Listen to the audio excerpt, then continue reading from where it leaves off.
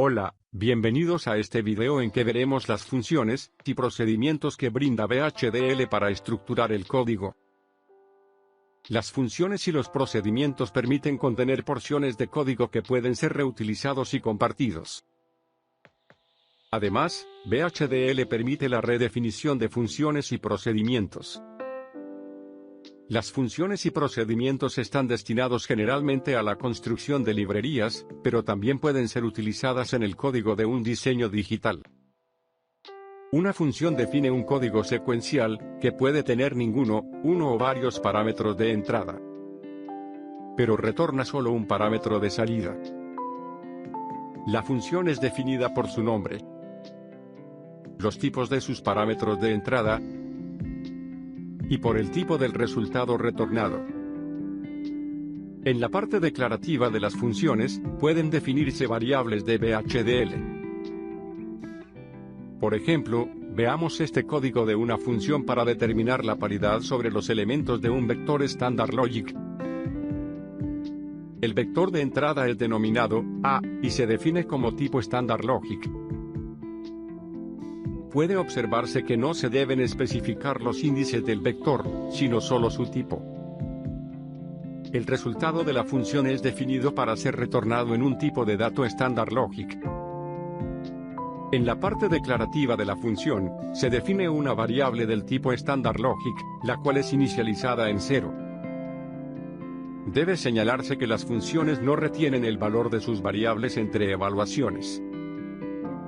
En el cuerpo de la función, se describe de manera parametrizada la función OR exclusiva, de manera asociativa, entre los elementos del vector A. Finalmente, retornará el resultado de la operación realizada. En consecuencia, esta función retornará 0 si la cantidad de unos en el vector A es par, y 1 si la cantidad de unos en el vector es impar. De manera resumida, se dice que la función retorna la paridad par sobre los elementos del vector A. Para determinar la paridad impar, solo se debe inicializar la variable de la función en 1 en lugar de en 0. La función puede definirse en la parte declarativa de la arquitectura. De esta manera, la función puede utilizarse para asignar a cualquier señal o variable el resultado de su retorno. En este caso, la señal z será asignada con el cálculo de la paridad par sobre los elementos del vector x. Si en lugar de inicializar la variable temporal de la función con el valor 0, se inicializa con el valor 1, entonces la implementación será la de la paridad impar. Para la implementación de la paridad impar, el sintetizador complementa uno de los elementos del vector de entrada. Es importante recordar que los valores de las variables no se retienen para diferentes evaluaciones. En este caso, si a la variable temporal no se le asigna ningún valor inicial, entonces toda la función es sintetizada por Quartus Prime como la salida a 0, puesto que no puede resolver la asignación de la variable partiendo de un valor desconocido. Por defecto, las funciones solo tienen alcance sobre señales o variables pasadas como parámetros o definidas localmente en la función. Existe la alternativa de función impura a partir de la versión 93 de VHDL. Una función impura se define mediante la palabra reservada, impure, al comienzo de su definición. En una función impura, puede hacerse referencia a señales o variables externas a la función. Por otro lado, los procedimientos, como las funciones, también son porciones de código que pueden ser reutilizadas. Los procedimientos pueden tener varias entradas y, a diferencia de las funciones, también varias salidas. Sin embargo, las salidas no son retornadas como en las funciones, sino que son asignadas en el código del procedimiento.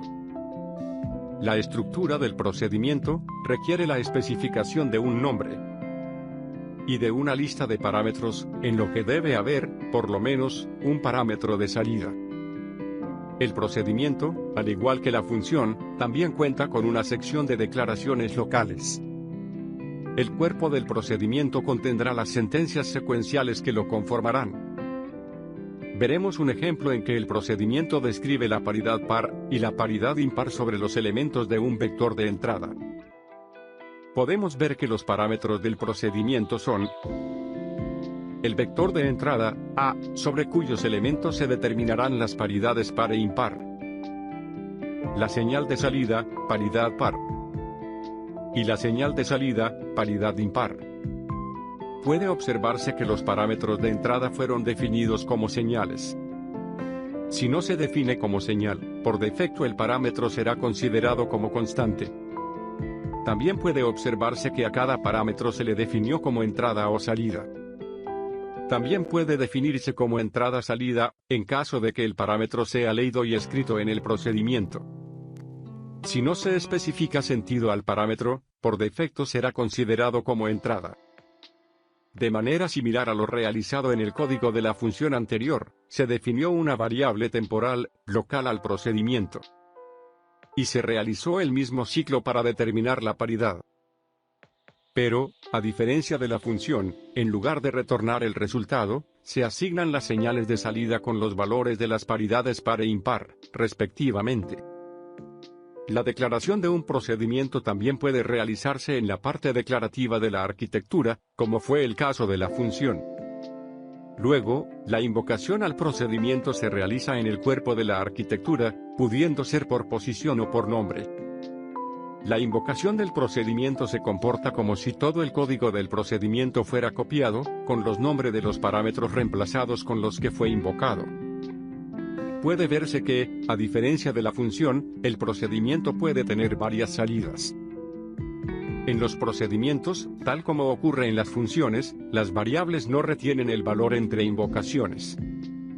De esta manera, en este video hemos visto que las funciones y procedimientos son útiles para estructurar el código y permitir la realización de código reutilizable.